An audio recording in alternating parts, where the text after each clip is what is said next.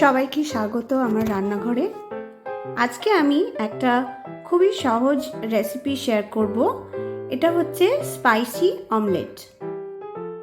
এই অমলেটটা বানানোর জন্য আমি নিয়েছি 4টে ডিম, কুচনো লঙ্কা, কুচনো পেঁয়াজ, কুচনো রসুন, বিনস, গ্রেটারে গ্রেট করে রাখা আদা, গাজর, নুন, চিজ আর ধনেপাতা।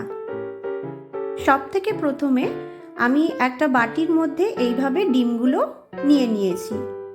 তার মধ্যে আমি একে একে পেঁয়াজ, গাজর, বিনস,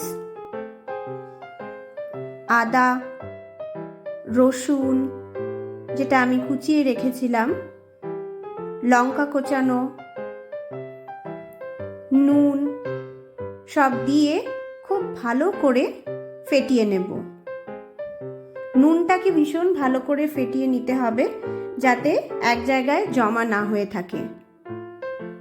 এরপর একটা প্যান গরম করে তার মধ্যে সাদা তেল দিয়ে দিলাম।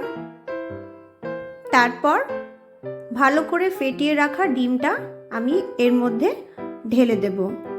মিডিয়াম ফ্লেমে এটাকে রেখে দিচ্ছি। একটা সাইড খুব ভালো করে রান্না হলে তারপর আমি এটা উল্টে দেব।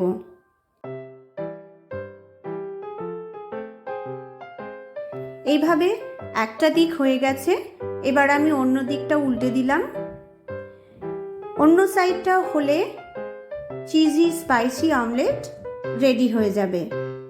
এর ওপরে আমি চিজ আর ধনেপাতা কুচি দিয়ে গার্নিশ করে দিচ্ছি।